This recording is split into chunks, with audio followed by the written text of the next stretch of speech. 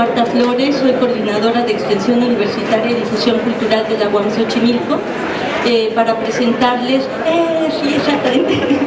para presentarles un hermoso libro que salió precisamente gracias a Producción Editorial, gracias a Marita, y también a varios otros esfuerzos. Lo digo de una vez para ya empezar en forma: la Fundación BBVA, la división de CIAD de UAM Xochimilco, y obviamente los apoyos que nos ofreció el lector también para poder sacar adelante el libro en extensión universitaria. Tengo aquí a mi lado para nosotros es el profesor Carlos Aguirre en UAM Xochimilco, pero en realidad es el artista visual Carlos Aguirre, que yo creo que resume muy bien un pequeño texto que encontré en Gato Pardo, de una entrevista que te hicieron, que es: Carlos Aguirre es un pilar que no se tambalea. Me pareció muy interesante, yo creo, ha de ser por ahí, pero sí es una imagen muy rica y muy fuerte de lo que significa Carlos Aguirre como artista, Carlos Aguirre como persona comprometida con una visión política, y que desde los años 60, 70 ha trabajado el arte, las artes visuales, pero desde otros lugares, desde otros espacios, desde otras dimensiones. Él es uno de los primeros artistas de la instalación en México, y lo van a ver, más que decirles la semblanza, como bien dices, Carlos, pues que se vea a través del libro, ¿no? Que se vea ahí exactamente esto que se va a presentar, que tiene que ver con precisamente el concepto zona de riesgo, que fue una exposición que tuvo Carlos en el Museo de Arte Moderno, si bien me lo comentabas, curado por la curadora del MUAC, Pilar García. El documento tiene textos de ella, también textos de García Canclini y textos del propio artista, diseñado por Iván Martínez, y es un compendio, como yo digo, es uno de los reflejos de lo que es Carlos, ahora documentado a través de este libro, que puede ser o bien el catálogo de exposición y no, pero también es la muestra en sí misma y no, entonces tiene como que muchas vertientes, tiene distintos estadios, que son precisamente las líneas conceptuales que maneja Carlos a través de este territorio, ¿no?, de zona de riesgo. Entonces te damos la palabra, Carlos, adelante, o más bien tómala tú, porque nos vas a explicar un poquito cómo es que surge, cómo es que nace Zona de Riesgo. Adelante, Carlos. Ok, gracias, Marta. Bueno, primero, tuve la suerte de no tener una formación tradicional en las artes visuales, cosa que para mí me sirvió muchísimo. Yo vengo de diseño industrial, luego hice una maestría en Londres, y en Londres me sirvió muchísimo ver todo lo que podía. O sea, todo el tiempo estaba en la universidad, pero me salía lo más temprano posible a caminar por Londres y meterme a los museos, galerías, ver las calles. Y al mismo tiempo para mí fue muy importante las lecturas de semiótica. O sea, desde que llegué a Londres, yo ya venía con un libro de Humberto Eco, de estructura docente, y allá en Europa, yo recuerdo que, bueno, me pasaba buscando todo lo que tuviera que ver con comunicación visual. Eso lo digo porque no tuve la formación tradicional de la pintura, del arte, como se daba en San Carlos, como se daba en las otras universidades. Y eso me dio una libertad absoluta. Viniendo del diseño industrial, trabajando mucho con el diseño gráfico, trabajé, cuando salí de la universidad trabajé como diseñador gráfico, luego trabajé muchos años, unos 3 años como fotógrafo, lo cual me permitió irme a Europa y me dio esa libertad. Entonces, ya estando en Europa, me ofrecieron una beca, y la beca era para establecer eso nomás como una anécdota, una escuela aquí de diseño en Guadalajara. Como era el cambio entre Echeverría y López Portillo, obviamente eso ya no se hizo. Pero empecé a trabajar en la UDG y otro compañero y yo, que él venía de la UNAM, hicimos la primera carrera de diseño industrial en la UDG. Después, poco a poco me di cuenta que Guadalajara no me quería mucho por acapulqueño y finalmente me regresé a la Ciudad de México y fue cuando entré a la UAM. Por el contacto que había yo tenido como maestros como Sergio Chiapa, Birches, todos ellos, fue una relación muy padre. Ahora, uno de los puntos que a mí me interesa mucho en el arte es no seguir con las tradiciones. O sea, yo no soy pintor, hice pinturas y hay algunas pinturas allí, no sé si están antes o después de eso, pero lo que hice fue, me acuerdo en los 80 tuve mi segundo hijo y la contaminación en México era brutal. Entonces yo me acuerdo que uno llegaba a su casa y usaba un Kleenex y el Kleenex se quedaba negro, ¿sí? Entonces me empecé a averiguar y empecé a investigar y me enteré que en México, en las delegaciones, cuando llegaba un cadáver, como nadie teníamos el IFE ni ninguna credencial de esas, lo primero que hacían era abrir la espalda para ver el color del pulmón. Y eso ya les daba una señal si era chilango o no era chilango. Entonces lo que hice fue, pues obviamente, ir al museo de patología y pedir un pulmón. Yo quería mostrar cómo teníamos los pulmones. Primero, son más chicos de los que creemos porque estamos acostumbrados a los pulmones de vaca. Estos eran de humanos, más chicos, y estaba totalmente negro. Y me acuerdo que estaban emocionados porque iba a usar uno de sus pulmones. Y me dijeron, por favor, vea todo el menú. Entonces me estuvieron enseñando cosas interesantes para la fumada, cómo era enfisema, cómo cáncer, todo, ¿no? Bueno, escogí el más bonito, que era el negro. Si me permites, Carlos, nada más para comentar esto que tú siempre dices, ¿no? Eres artista, pero no necesariamente de pinceles. Ustedes pueden ver precisamente cuáles son los materiales que usa Carlos. Pues los pulmones, qué caramba. Los pulmones, he usado cenizas humanas, he usado cerebros, ¿sí? Porque lo que me interesa de la comunicación es ir a lo directo y no andar haciendo ahí metáforas de cómo representar un pulmón, ¿sí? Sino, esta es el testimonio de contaminación. ¿Cómo lo muestras? Muéstralo. ¿Cómo es? ¿Sí? Eso por un lado. Las pinturas que hice, que son las únicas pinturas que hice, fue porque utilicé puros materiales de... acá está.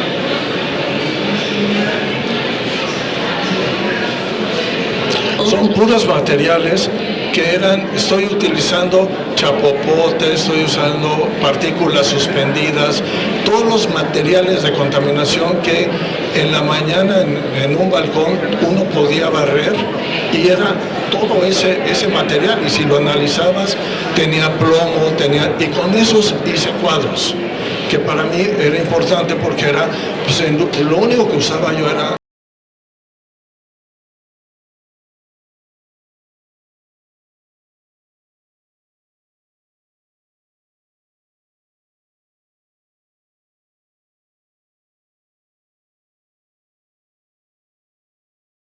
que son llamadas de atención. Pues yo lo que sentía en ese tiempo en la Ciudad de México es que vivíamos siempre en los límites. La contaminación, el terremoto del 85, todo eso te iba más o menos pues, conviviendo, y cómo podías tú mostrarlo. Entonces, sí, hay piezas que están en su límite, a punto de caer, pero están en perfecto equilibrio. Yo me acuerdo una de ellas que estaba un poquito antes, que tiene las dos sierras que la cortan, es la que le dan es la que le dan el equilibrio. Y en el MAM me hicieron un irigote porque querían poner una barra alrededor. Le dije, nunca se va a caer, esa pieza no se cae. O sea, siempre le ha pasado, ¿cómo se llama?, terremotos y no se cae, ¿sí? O sea, el equilibrio. Y esa pieza mide 2 metros y feria, o sea, casi 3 metros de altura, es una gualdra, ¿no? Entonces, sí hay una parte de tratar de ver cuáles son los límites de los materiales, mi propio límite, pero también la posibilidad del riesgo, ¿sí? Y que se vean también los límites de tu propio público, también. Claro, genera una tensión, pero si le pones una cosita alrededor, pues ya la tensión se vuelve otra cosa, ¿no? Y se encierra, claro. Ahora, sí, algunos de los temas que he trabajado pues tienen que ver con la parte política, social, pues porque venimos, bueno, yo vengo de los 60s y sí, de alguna manera eso te marca mucho. Y sí tratas como de tratar de entender y criticar y decir y mostrar las cosas que son fuertes. Pero bueno, era así como el estar buscando y tratando de encontrar eso. Y claro, uno va aprendiendo en donde expones, porque pues no están acostumbrados a lo que tú estás proponiendo, ¿no? Háblame de la censura. ¿De la qué? De la censura, precisamente, ¿no? ¿Qué tanto podemos nosotros saber hasta dónde llegar? ¿Y qué tanto se permite? Sí, bueno, es bien importante provocar. Y también por otro lado, yo participé en un grupo que se llamó Proceso Pentágono, y ahí manejamos mucho dos conceptos. Uno era la investigación, ¿sí?, y el otro la experimentación.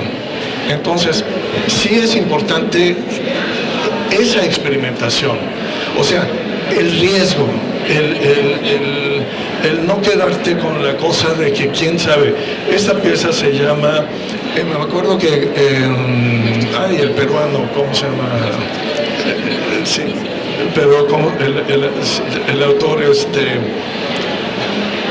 no, aquí los tres poderes. Eran los 3 poderes. Sí. Y tú podías caminar abajo y las piezas estaban en su límite, te podía caer la pieza encima, ¿sí? Esto que a mí me interesaba mucho, ver la relación del peso y la resistencia de la solera, ¿no? ¿Hasta dónde? En todas estas hay eso. Esta es una pieza para pasar por abajo de una lápida. Es muy divertido lo de las lápidas. La mayoría de las personas, cuando alguien se muere en los cementerios, mandan a hacer la lápida así como muy preocupados de que se murió la persona, muy así. Y hacen unos textos maravillosos acerca de la persona que murió, pero nunca se les ocurre pagar más de 7 años. Entonces yo iba a los cementerios y me compraban las lápidas por 200 pesos, me las daban, y con eso hice piezas grandes, y los textos, algunos son divinos. Papacito, eres la verdad de mi vida, nunca te olvidaremos, y el que tengo la lápida soy yo, ¿no? Entonces queda para la posteridad, sí, claro, tuya. Claro. Sí, y efectivamente está siempre tratando de provocar con elementos que son muy como distintos a estos lugares comunes. Por la experimentación, por ver cómo se podía hacer algo. Esto me pidieron en el Museo Tamayo, nunca habían hecho una instalación y tenían una pieza de la señora Bourgeois, que era una araña. Sí, y me decían, ¿eso es una instalación o es una escultura? Le digo, si tú la puedes meter en una caja y te la llevas a otro lado, es escultura. Entonces, ¿por qué no haces una instalación a un lado? Y entonces, esas cajas tenían tarántulas vivas, ¿sí? Aprovechando que era una instalación, tú podías meter lo que fuera, porque finalmente es efímero, ¿sí? Entonces fue muy divertido. Bueno, una de las tarántulas el primer día se escapó y entonces yo lo que les decía es que se había cruzado Reforma y estaba en el Museo de Arte Moderno en la dirección Teresa del Conde, que era como una tarántula, ¿no? Llegó a su lugar. Sí. Vargas Llosa dijo que en México teníamos la dictadura perfecta. Entonces es un cuadro perfecto, pero las varas son de membrillo. Y en nuestro país se utilizan las varas de membrillo para educar, ¿sí? O para hacer que el animal camine, ¿no? Porque son unas varas muy flexibles y pegan durísimo. Entonces era chistoso eso. Ahí quedó. Y esto es una silla eléctrica que tiene que ver con el Fobaproa, porque todos los que están abajo, cuando en la época Zedillo, pues la crisis fue brutal y muchísimas personas fueron detenidas. Y yo tuve acceso al archivo. Me prestaron el archivo para sacar las fotos de muchísimas personas detenidas, y las expresiones de los detenidos son muy interesantes. No es la expresión del condenado. La expresión del condenado es un reto a la cámara. La expresión del detenido es una sorpresa. Es interesante ver eso. Y cuando uno se mete a hacer cosas raras, siempre hay algún amigo que me dice, como me dijeron en esa ocasión, tengo un amigo que tiene una silla eléctrica, pues una silla eléctrica de 1930 y me lo prestaron. ¿Sí? Impresionante. Y bueno, sí. Para que no le afectara estos pequeños libros que están aquí, para no afectar la silla, dije, ¿qué meto para no afectar la silla? Pues la Constitución mexicana. Los signos, Carlos, los signos, lo que simbolizan, ¿no? Sí. Cuando regresé de Inglaterra, a mí me llamó mucho la atención, los ingleses usan mucho los guantes, y siempre veías guantes tirados en la calle, y el guante es una extensión de la mano. Entonces, como que pasan los autos, uno camina encima, y me llamaron mucho, y empecé a ver que en México había muchos guantes de obreros. O sea, el resto de la sociedad no usamos guantes, pero los obreros sí. Entonces, me puse a recogerlos. Y encontré, por ejemplo, una cosa muy chistosa, que de repente me encontraba un guante tirado en la calle. Y sabía que menos de 1 kilómetro después me iba a encontrar el otro guante. Si al obrero se le cae un guante, pues agarra el otro y lo tira, ¿sí? Y la pieza se llama Los Olvidados. Pero también, ¿por qué? Porque en la época de Salinas, los obreros fueron los olvidados. Entonces tiene todo este tipo de juego. Ese está en el Carrillo Gil. Y estaba expuesta hasta hace unos días, estaba expuesta, la vi. Sí, la hemos visto, la hemos reconocido. Una cosa que sí quisiera comentar de ti, a mí me impresionó en los años 80, cuando yo iba a entrar a la UAM. Fui a la exposición, una exposición que tuviste en el Museo de Arte Moderno.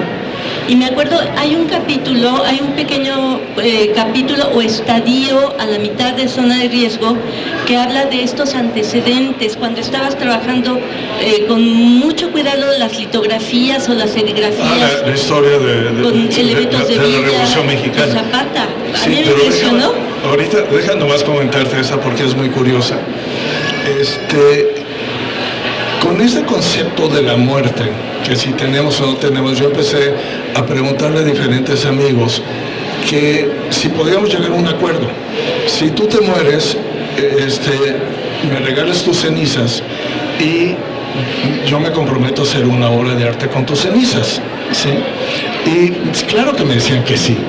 Entonces era muy chistoso, porque me decía, sí, claro. Cuando lo empecé a madurar más, le dije, pues tienes que hablar con tu familia. Entonces, más de la mitad se rajó. Pero cuando fui y hablé con una notaria, allí en Coyoacán, ya les dije, bueno, ahora sí tenemos que ir a hacer el acuerdo notarial, porque eso es un notario. Yo no voy a llegar a Galloso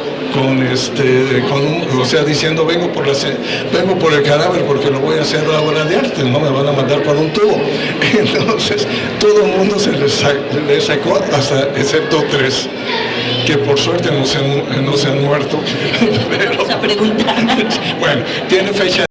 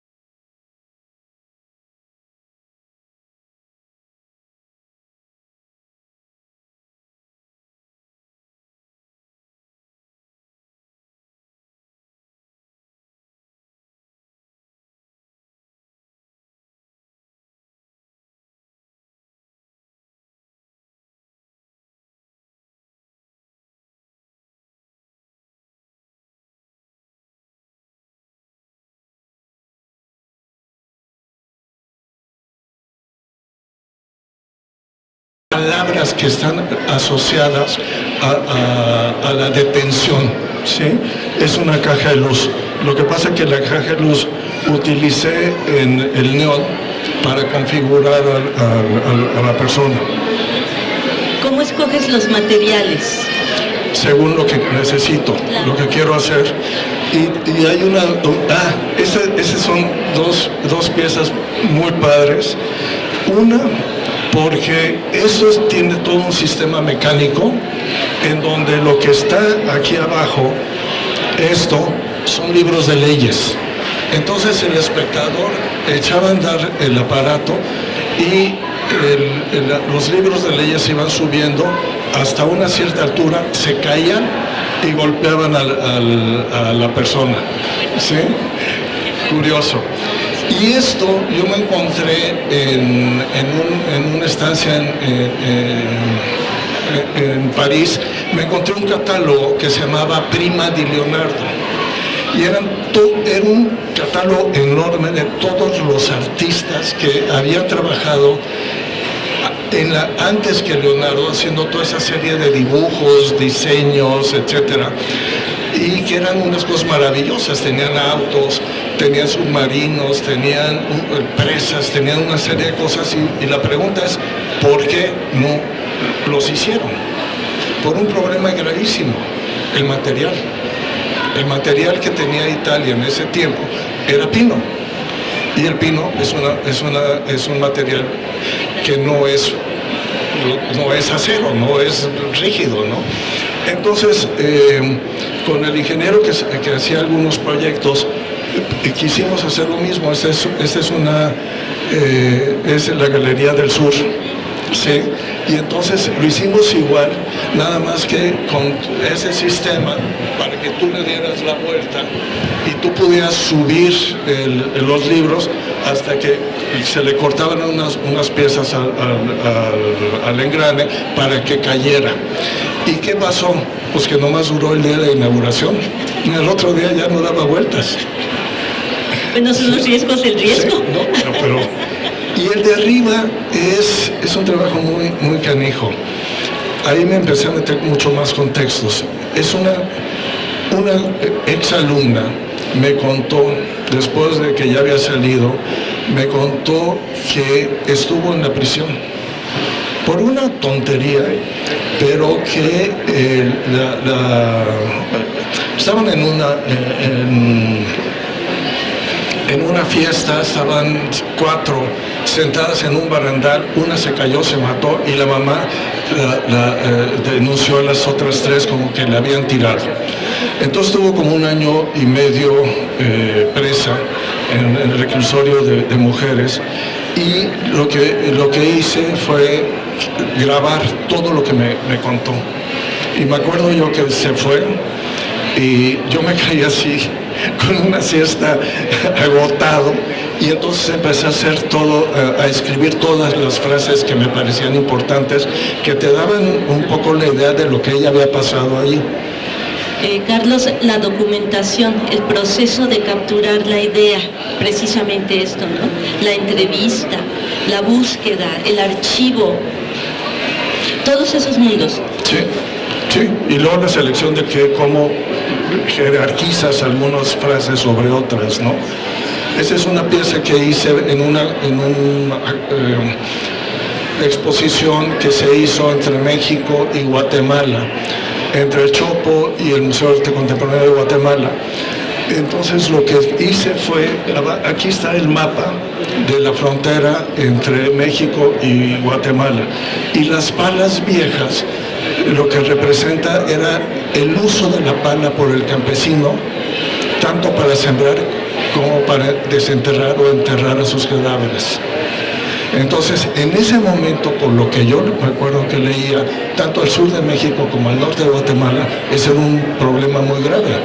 Ahora ya es todo México y todo Centroamérica. Entonces es fuerte ver ese tipo de cosas. Y abajo había maíz y huesos humanos, obviamente. Muy impresionante. La contención y el efecto. Sí. Esos son las fotos en el centro de la imagen. En la parte de atrás me pidieron hacer una exposición, y yo averigüé que toda la parte de atrás en un tiempo fueron las oficinas de los militares. Pensemos en la semana, en la época de Madero, y luego fue oficinas de la policía. Entonces ese mismo archivo lo utilicé y llené todo por dentro de las fotos de los detenidos, y en el centro hice esta instalación que es un patíbulo, que era el sentido que tenían los patíbulos en el pasado. Y también manejo simbólico del espacio, ¿no? Sí, porque tenía muchas columnas, y la columna siempre está asociada a edificios públicos, institucionales, importantes, justicia, qué sé yo. Relación con los temas políticos, sí, ¿no? También ese es el texto de Néstor, que si quieres, síguele. Tenemos más imágenes.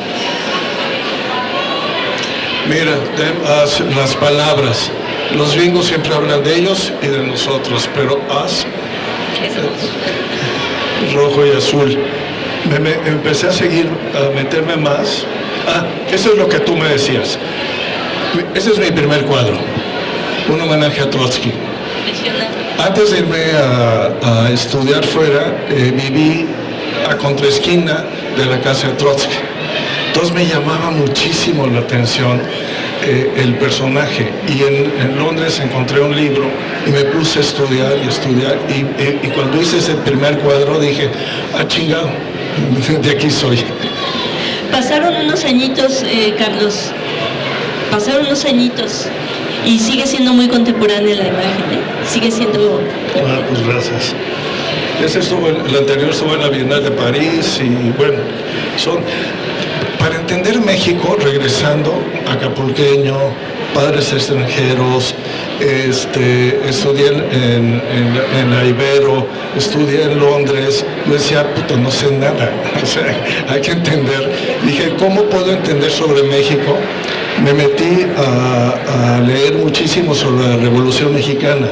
Me acuerdo que un día me preguntó Raquel Tibol, ¿y cuántos libros ha leído Carlos?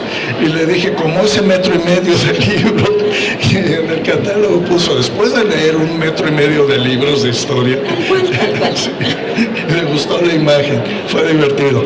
Pero sí entendí, por ejemplo, para mí, quién es el más importante es Pancho Villa, el símbolo es Zapata, etcétera, etcétera, y cómo manejar ese tipo de imágenes desde una perspectiva no separada del moralismo, de todos esos movimientos, ¿no? Y me imagino que también separada de todo lo que es el contexto oficialista. Sí, ahora, allí empecé a experimentar mucho con diferentes técnicas. En la parte de arriba, ¿sí?, es una imagen de Villa y Zapata en el centro de la Ciudad de México. Pero eso, la técnica es fotocopia. Yo me di cuenta que la fotocopia tú la podías agarrar y te quedaban los pigmentos en los dedos. Entonces empecé a experimentar cómo hacer la transferencia y empecé a hacerlo con plancha. Y funcionó perfecto. Ahorita ya no funciona porque ya las fotocopiadoras ya arreglaron su sistema de fijación, pero en ese momento funcionaba muy bien. Y eso es dibujo, el maíz. ¿Por qué dibujo y no lo otro? Para dedicarle el tiempo suficiente. Yo me pasé una semana en esto y el otro lo hice en un día. Y la definición, vean, la definición de privada es genial. Iniciativa privada. Privada es una cantidad de no dicen mierda, pero sí de basura echada en la calle. Eso significa, en la definición en el diccionario de privada, esa es la definición que puse. O sea, iniciativa de mierda. Tal cual.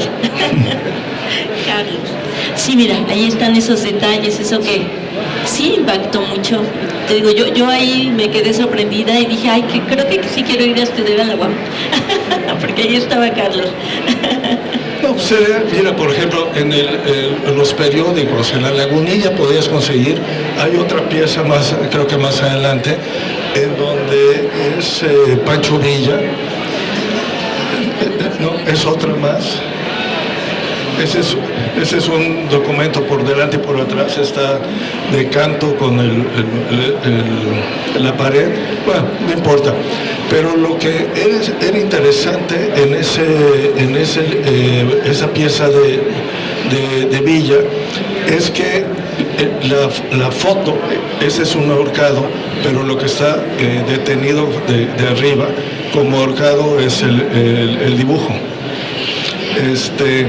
Era como ver cómo plantear las cosas y no quedarte con la idea rígida de que eso tiene que quedar mal enmarcado. O sea, quitarte todo ese tipo de rollo. Sí, y creo que sigues conservando esa parte esencial de tu... La experimentación. Modo de trabajo, ajá. Esa es la última pieza de esa serie, que, ¿se acuerdan de la revista Por qué? Este es uno de los halcones, ¿sí? Y aquí está la foto en la revista Por qué, todavía se ven los textos y nada más lo continúa, ¿sí? Y aquí otro tipo de experimentación, ¿no? Más sí, ese es un material que tiene valeros y entonces A mí lo que me gusta ese es bastante reciente, pero como eran los 50 años de la Revolución, lo trabajé, es cómo puedes hacerlo ahorita. ¿Sí? Y ese valero que es el que usa en las mesas, que se llama Lazy Susan, nomás que es un valero grande, pues empecé a jugar cómo poder armarlo para que esto gire y tú lo puedas tener y darle vueltas. Tipografía. Tipografía. Sí, aquí me metí en la hemeroteca y me puse a sacar todas las frases de los periódicos de esa época sobre los estudiantes. Se llama Lluvia, y la ventaja que tiene el vinil es que tú lo puedes hacer del tamaño que tú quieras. Entonces, pero son puras frases en contra de los jóvenes, ¿no? Los materiales, ¿no? Otra cosa. A ver, Carlos. Esa es una pieza.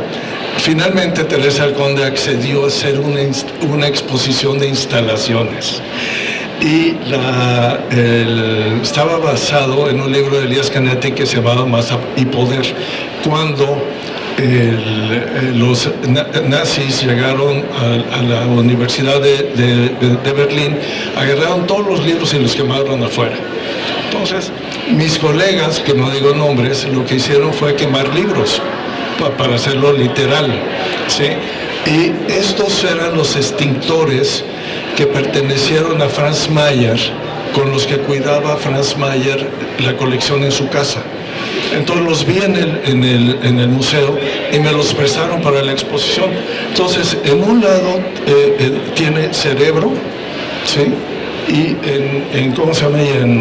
En balance hay un busto de Díaz Ordaz sobre cenizas humanas. Aquí hay una anécdota chistosa porque el cerebro, la primera vez que lo hice me lo prestó una doctora, y la segunda vez pues ya el cerebro nunca lo limpió. Yo aprendí a lavar el cerebro. Te dije que los lunes a lavar el cerebro, digo, por si alguien se lo ofrece. Literal. Entonces la segunda vez pues ya no conseguía yo el cerebro por ningún lado, hasta que en la UNAM, en ese momento, al 2015, un doctor que creo que es conocido en la UNAM, Graue, que era el encargado de esa zona, dijo, bueno, pero ¿cómo va la pieza? Entonces dices, bueno, un cerebro y un Díaz Ordaz que sobre cenizas humanas. Entonces sí. Por eso doné esa pieza al MOAC, que ahorita está allí. Hay circunstancias. Circunstancias, pura casualidad. Sí. Ahí está el cerebro, sí. Díaz Ordaz y las cenizas. Así es. Tu relación, Carlos, con precisamente estos procesos y cómo al público la curaduría, es decir, todo lo que implica que esté ahí. Es una manera de ver cómo tú puedes encontrar un signo que te puede funcionar de otra manera. Bush, hijo, cuando fue Afganistán e Irak, prohibió que se fotografiaran los féretros de los soldados norteamericanos que morían allá, porque fue muy utilizado como protesta en la época de Vietnam. Entonces yo recibí el New York Times y empezaron a sacar las esquelas de los soldados muertos. Entonces fue, ahora sí que cortar uno por uno, ¿sí? Son más de 1000 esquelas y están en orden de desaparición. Hiper cuidadoso, todos esos hiper detalles, ¿no, Carlos? Sí. Para que se lea, se entienda y te conmueva, te mueva. Sí, si quieres pon la siguiente, ahí están, y ahí están los nombres de los fulanos. Y en un momento dado me puse a ver en la parte de atrás qué decía una esquela de estas, ¿no? Que había. Y había una que no, o sea, no utilicé eso, pero decía, el texto de atrás decía Free Home Delivery. te lo regresamos gratis a tu casa. Y regreso. O sea, ese humor involuntario que de repente es genial. ¿sí? Luego me encontré que los libros, por ejemplo, las revistas, está en Océano, en México, esta pieza en la sede de Océano. Cuando ustedes ven una foto de un político, de una persona muy rica, que tienes la foto en su escritorio enorme y todo lo de atrás es maravilloso, todos los libros del mismo tamaño, el color, todo impecable, esos libros los consigues en el Lagunilla por metro. Y si quieres pon lo siguiente. Entonces dices, pues voy a utilizar libros para hacer piezas, ¿sí? Porque son libros que no tienen por dentro, pues es puro papel, ¿sí? O son novelas francesas de los años 20, o sea, pura basura, ¿sí? Entonces, este libro, sí, era el de La Bastida, que Océano me regaló una buena cantidad de libros que le editaron a La Bastida, y La Bastida no pagó porque no llegó presidente, y decía, la gente hará el cambio. Entonces me acuerdo que enfrente de una exposición en la puerta llené de libros, y entonces para entrar había que hacer el cambio, ¿no? Pero luego me pidió que los destruyera y me quedé con un libro destruido del señor La Bastida. Ha haber sido muy interesante el libro. Y ese libro cortado que escribió Sari Bermúdez, que se llama Marta, la fuerza del espíritu. A ver, ¿por qué le dieron la Secretaría de Cultura a Sari Bermúdez? ¿Sería que era muy bueno el libro? No sabemos nada, Carlos. Esos de allá son los insultos que se hicieron en el 2006 Fox, Calderón y López Obrador. Todos. Los iba yo recogiendo uno por uno y ahí están. Pues parece un lugar común hablar de la memoria, Carlos, pero en cada pieza tú estás conteniendo cosas muy fuertes de nuestra historia contemporánea y de tiempito atrás, ¿eh? Muy loco. Bueno, pues una de las cosas divertidas es la palabra que usan los gringos para todo, el believe. Y en medio de believe hay mentira. ¿Sí? Entonces, vas buscando cosas y esos son los primeros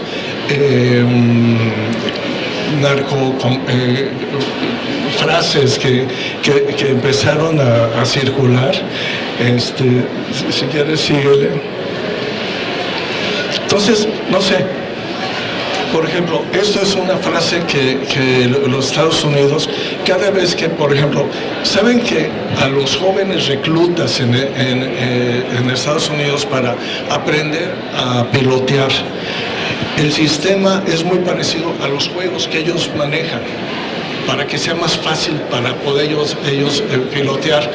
Entonces, pues claro, si ven a alguien saltando, como sucedió en alguna ocasión, que era una boda en Afganistán, pues van y los bombardean, porque piensan que son unos que van a atacar o lo que sea, ¿no? Y luego le llaman daños colaterales.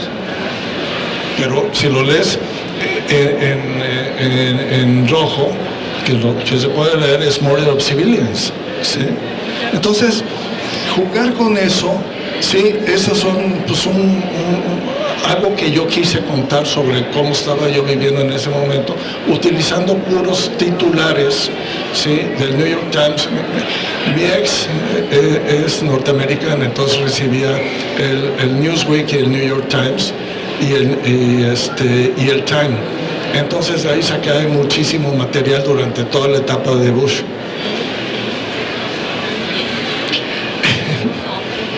Esos son los apodos de los narcos. Que son bien poquitos, ¿verdad? Sí, no, casi no. Ese se expuso inclusive hasta en Alemania. Y lo que es divertido de los apodos es que si los lees, todos son positivos. El gordo, o sea, ninguno te dice quién es el personaje. Y al mismo tiempo no tienes información de cómo se llama ese señor. Entonces él puede tener tarjeta de crédito, propiedades, etcétera, etcétera. Y seguimos hablando pues del Chapo, pero nadie sabe el segundo nombre del Chapo. Pitaya. Entonces, todo ese tipo de cosas a mí me llamaron la atención. Y en el centro son fotos que le pedí al portero del edificio. A él le gustaba todas esas fotos tremendas de la alarma y bla, bla, bla.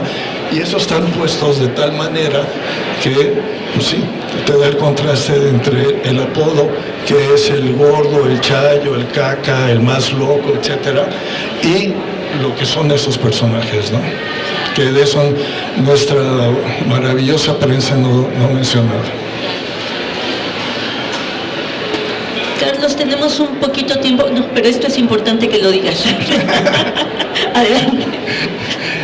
Yo en Acapulco estudié en el Colegio La Salle y desde en quinto año el maldito director me metí unas sodadas, ¿sí? Y luego en secundaria también el maestro de psicología empezó a hablar mal de mí hasta que un día lo confronté y vi que la sonrisa era no por un interés científico, sino por otro. Y entonces les agarré los detesté. La primera vez que no fui a misa un domingo me sentí perfecto. Entonces dije, ya no tengo que seguir yendo a eso. Y entonces empecé a juntar. Aquí hay, no sé, como unos 200, son los primeros, es una sotana. Y son los nombres en bordado digital de los curas. Ahí están los dos tipos que me molestaron. Y allá ya había en el MUAC, como tienen unos vidrios muy grandes, y los hice como si fuera un vitral de iglesia, y ahí ya hay 4,500. Nada más. Nada más. Sí, ya no he seguido. No, sí. Sí, cada vez que hay un pedazo lo pongo en un archivo. Sí, mereces espacio, claro que sí, claro que sí. Tus espacios en habitaciones, en espacio público, las tridimensionalidades que van más allá. Por ahí vi algunas imágenes. ¿Cómo? Sí, al final de tus últimos trabajos que tienes con otro tipo de tecnologías muy interesantes. Bueno, como ven ustedes, no tiene final, ¿no? Es muchísimo. Esos son muchos experimentos que hago gráfico, porque ahora tenemos una cantidad de materiales y de herramientas sensacionales. Láser, router, todo lo digital. Entonces puedes empezar a jugar mucho con eso y sobre todo materiales muy buenos. Esta es muy divertida porque empecé a encontrar palabras. Cada grupo social tiene sus propias palabras. Entonces, ¿cómo los representas? Y al mismo tiempo fue en una etapa en que me cambié a la Roma y pues había un montón todavía la Roma no es la Roma de ahorita, entonces había muchos muros que tenían unas descarapeladas y empecé a usarlas como si fueran islas, la descarapelada. Y cada isla tiene un grupo de palabras que están todos, que tienen que ver con un solo tema, ¿sí? Esta de arriba es un libro que me compré hace mucho tiempo, que es en Estados Unidos, que es Las últimas palabras de los condenados a muerte. Y es bien interesante lo que dicen los condenados. Hay unos que hablan de que Dios y no sé qué, pero otros, esta que es lo que marca como el océano, dice, yeah, I'd rather be fishing. Como ustedes ven, esto no termina, porque no puede terminar. Bueno, porque tardaron mucho en hacer el libro. Sí, pues, ¿qué podemos decir? Y yo todavía no termino. No, qué bárbaro. Y tú vas a seguir, de todas maneras, pero... a la hierba. Carlos hizo, sí, un scouting buscando libros de arte contemporáneo en toda la FIL, y llegamos a la conclusión que este es el que hay que conseguir, este es el libro más contemporáneo que hay que comprar. Carlos. Desde el siglo pasado es el más contemporáneo. ¿Verdad? Así que yo creo que muy buen posicionamiento dentro de la FIL. Muchas gracias, Carlos, y felicidades. Muchas gracias a ustedes.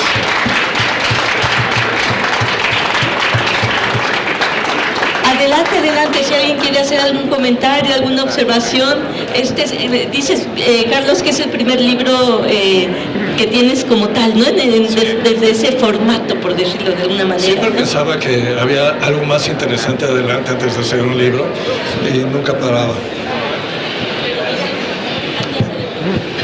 Ya salí. Carlos, pues muchas gracias por la presentación, la verdad es que ha sido muy amena. Preguntarte muy rápidamente dos cosas. Si puedes hablar un poco más, me parece además muy interesante esto del uso de la tecnología a lo largo de los años, cómo ha ido cambiando. Hablas del bordado digital, del corte con agua, el uso del CNC, ¿qué tanto, o sea, cuál futuro? Y lo relacionas en alguna medida con la famosa inteligencia artificial que está como muy en boga. Eso es otro boleto. Sí, déjame decirte una cosa, hay una cosa muy divertida con toda la tecnología digital, etcétera, porque a todo hay que darle la vuelta. Yo me acuerdo, y hay que estar muy atentos viendo todo eso. Yo me acuerdo en una ocasión que llevé una pieza para hacerle unos cortes muy geométricos a una foto de plotter, y me dijo, yo lo quería hacer los cortes con láser, y me dijo el técnico, dice, tengo que enfocarlo perfectamente bien porque si no se quema. Y wow, dije, gracias. Sí, regresé a la semana siguiente con una pieza que toda una figura humana, a pura línea, y le dije, desafócalo. Entonces, haz de cuenta que lo hubiera hecho yo con un pequeño soplete, todo el dibujo, y quedó padrísimo. Entonces, hay muchas técnicas muy buenas, súper interesantes. Puedes cortar ahora acero, un montón de resinas, etcétera, etcétera. Papel, por ejemplo, hay un fotógrafo en México que él trabajó en el LMI y lo conozco hace muchos años, Jorge López, y con él hemos hecho miles de experimentos. Por ejemplo, el plotter te dice que si el papel, tiene una rayita, ya no se puede imprimir nada. Y con Jorge, no, hombre, él me entrega el papel, yo le meto todo, o sea, excepto acuarela para que no se doble el papel, le meto spray. Si le metes spray metálico, no pasa la imagen. Y luego regreso al taller con mi papel y con mi USB y me lo imprime y queda poca madre, ¿sí? Entonces, la experimentación y el riesgo creo que van muy unidos. Sí. No, bueno, yo te recuerdo mucho como portadista, ¿Sí? ¿no? Yo era editora en Alfaguara y tuviste una época muy larga. Había que comer. Exacto. Y por eso me dio chance de hacer un montón de cosas muy experimentales. No, pero fue, yo creo, una época de Alfaguara muy singular, ¿no? También esa época en que tú hiciste portadas, pues bueno, se distingue de lo que podríamos ver ahora, por ejemplo, ¿no? Entonces, y sobre todo con literatura mexicana, y, ¿no? Hasta con Aguilar Camín. Sí, pero no tienes documentada esa parte, ¿no? Digamos, tu trabajo con... Fíjate que tengo todas las fotos se hacían en 4x5 y tengo prácticamente todas las fotos.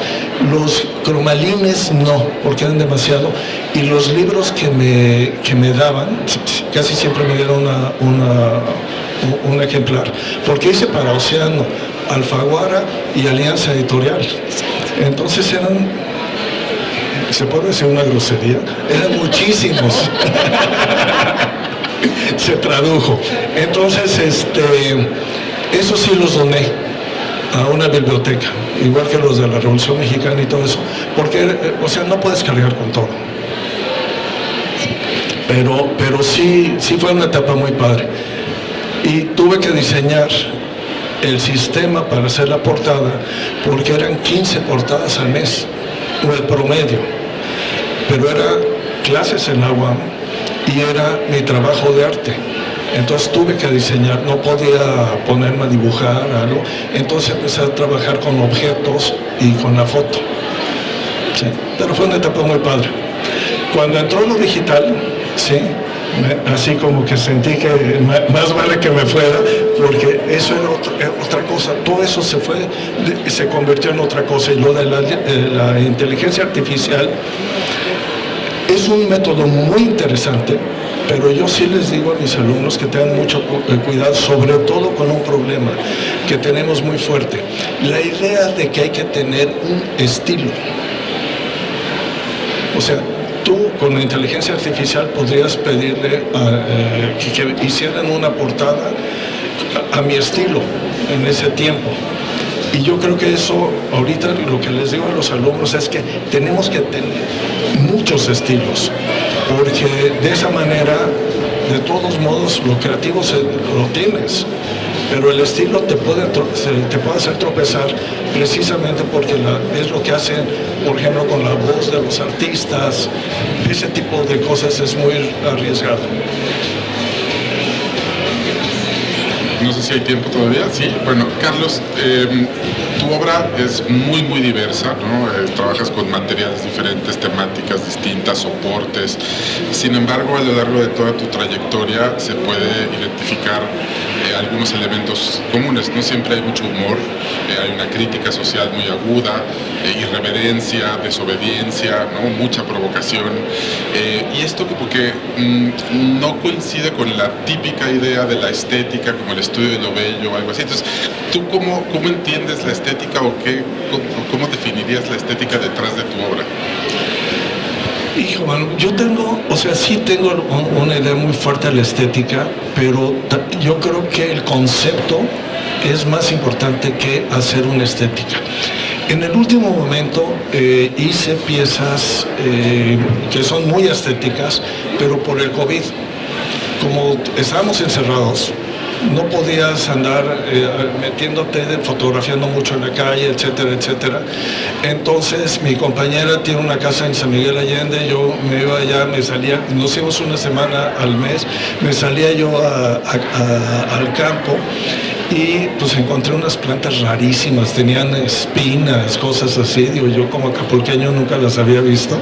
Entonces empecé a trabajar mucho con la fotografía, y la fotografía con este técnico que es buenísimo, pero sí, son mucho más estéticas. Al final del libro están, ahorita no hubo tiempo para mostrarlas, pero sí se puede hacer cosas bonitas. Why not? Hay en lo que mencionaste de tu curiosidad por Trotsky, yo quisiera saber si el intento del manifiesto surrealista que tuvo con Breton en México, Trotsky, que tuvo muchas complicaciones, aparece como influencia en tu trabajo. No, fíjate que el surrealismo nunca me atrajo. O sea, me parece un movimiento muy interesante, pero no me metió en eso, porque estabas contando cosas que de alguna manera yo asociaba a un rollo como medio religión, como psicoanálisis, como otra cosa, que en ese momento yo lo que quería era encontrar la esencia. Y me interesaba mucho más una biografía que leí de León Trotsky, que encontré en Londres, que me fascinó.